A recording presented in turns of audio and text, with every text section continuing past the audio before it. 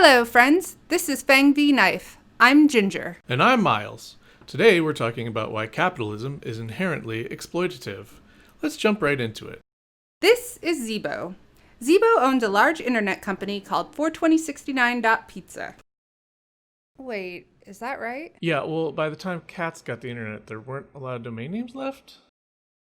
Anyway, 42069.pizza LLC has a subsidiary that manufactures roller skates for cats called Skates, spelled with a C, like cats, and you get it. Vampire Cat works in the skates factory owned by Zebo's company. His job is to test how the skates hold up when you crash into things.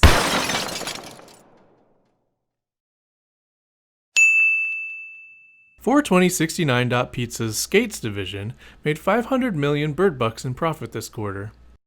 Vampire Cat is paid pretty well for his job, and even gets good medical benefits. But even if Vampire Cat is content with his salary, under capitalism he is still being exploited for his labor.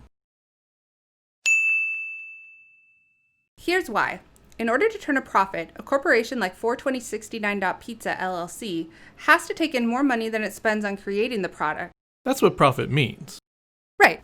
Part of the cost of creating skates is Vampire Cat's labor, as well as the labor of all the other workers who contribute to their production.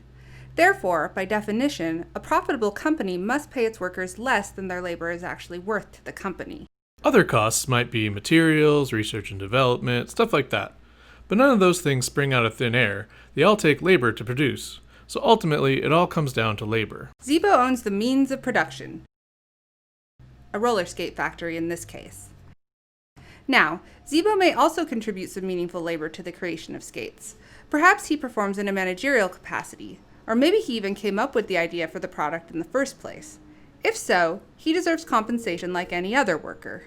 But Zebo is not paid like any other worker. He is fabulously wealthy from all the profits his company makes.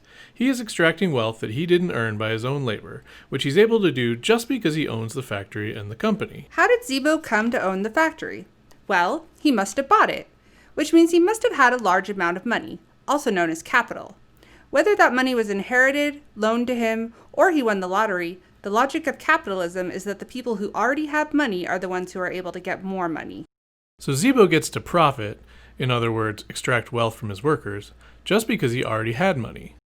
Imagine if Vampire Cat and the other workers democratically owned the skates factory. Instead of funneling the surplus value they've created into Zebo's bank account, the workers would collectively reap the rewards of their labor. Whether you work in a restaurant, a high-paying office job, or something else, if you sell your labor to a corporation, basically, if you go to work at a job, you're being exploited. The rich get richer and everyone else gets poorer because cats like Zebo are stealing the money that should be ours. It's kind of a problem. If you want to know more about the problems with capitalism, you can go to www.justlookatvwhatisHappening in the world around you right now, seriously. .biz